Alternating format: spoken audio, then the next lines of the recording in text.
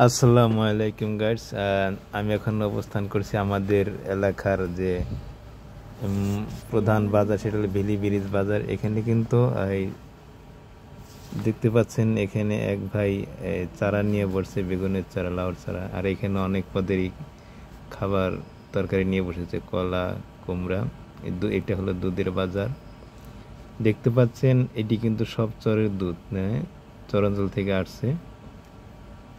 তো সবারই কিন্তু লাল বালতি।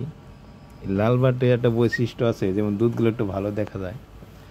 তো এখন আমি আসছি মাছ বাজারে। এখানে কিন্তু প্রতিনিয়ত পদ্মার তাজা মাছ পাওয়া যায়।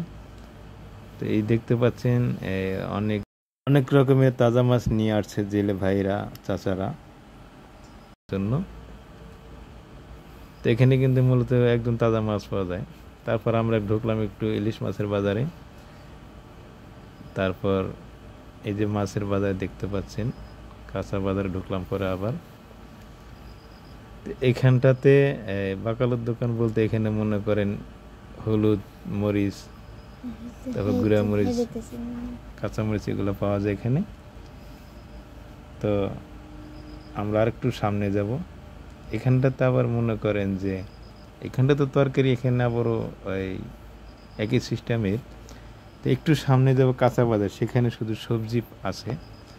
এই যে সবজি বাজার ঢুকছে আমরা, দেখতে পাচ্ছেন কচু, লাউ, তারপর আরও অনেক রকম সুস্বাদু তরকারি সবজি এখানে রয়েছে।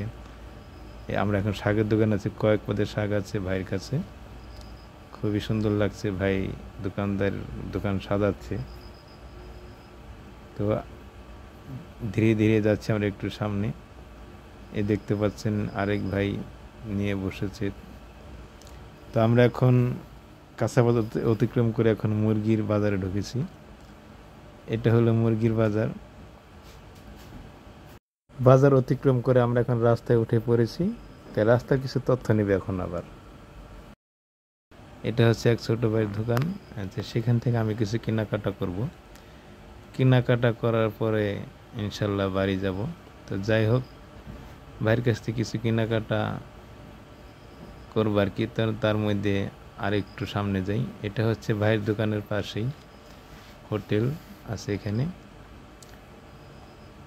এটা হচ্ছে ভেলি ব্রিজ বাজারের স্থান। এখান থেকে কিন্তু চরাঞ্চলের মানুষগুলো রাস্তাতে যাওয়া আসা করে। এই ব্রিজ হয়ে কিন্তু চরের মানুষগুলো আসে। প্রতিনিয়ত কাঁচা তরকারি, দুধ আর অনেক সবজি নিয়ে কিন্তু এই ভেলি ব্রিজ আসে। আর এটা হচ্ছে ব্রিজের যে নদীটার মধ্যে ব্রিজটা আছে, সেই নদীটায়। এই ব্রিজটা যখন হয়েছিল তখন কিন্তু অনেক একটা সুন্দর জায়গা ছিল। এখানে আমার বড় ভাইরা আড্ডা দিত, সিনিয়র পার্সন যারা। পরবর্তীতে আমরা, এখন কিন্তু আর সেই পরিবেশ নেই।